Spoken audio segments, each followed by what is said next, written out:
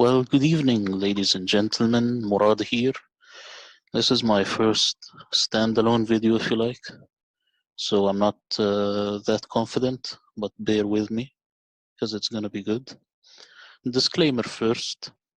I am from the Middle East and I'm not a native speaker, so my English is not that good. I'm not a doctor, and continue doing your research after watching this documentary. Sneakers Corner is not affiliated and it's not endorsing this video. This represents my views alone.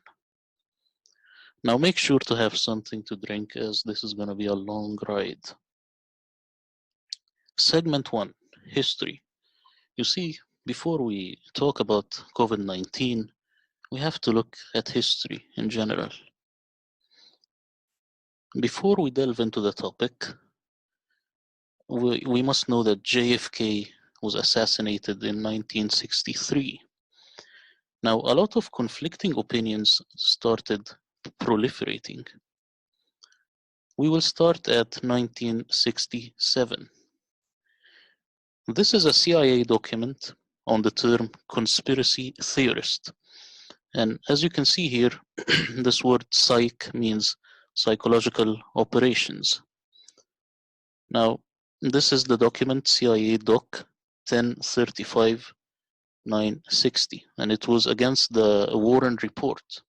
So how will we combat the Warren Report? Now, as you can see here, it says the aim of this dispatch is to provide material for countering and discrediting the claims of the conspiracy theorists. Notice this is the first time we see this term. It comes from the CIA. Here it says to employ propaganda assets to answer and refute the attacks of the critics. So it says it clearly. Now here, moving to 1975, the CIA admitted to recruiting people to say its narrative, people in the media and influencers, people who are in the media. And this is the video, and we will see how they confessed. I thought that it was a matter of real concern that planted stories intended to serve a national purpose abroad came home and were circulated here and believed here, because this would mean that the CIA could manipulate the news in the United States by channeling it through some foreign country. Now, we're looking at that very carefully. Do you have any people being paid by the CIA who are contributing to a major circulation American journal? We do have people who submit pieces to American journals. Do you have any people paid by the CIA who are working for television networks? This, I think, gets into the kind of getting into the details, Mr. Chairman, that I'd like to get into in executive session. At CBS, we had been contacted by the CIA. As a matter of fact, by the time I became the head of the whole news and public affairs operation in 1954, ships had been established, and I was told about them and asked if I'd carry on with them. We have quite a lot of detailed information, and we will evaluate it, and we will include any evidence of wrongdoing or any evidence of impropriety in our final report and make recommendations. Do you have any people being paid by the CIA who are contributing to the national news services, AP and UPI?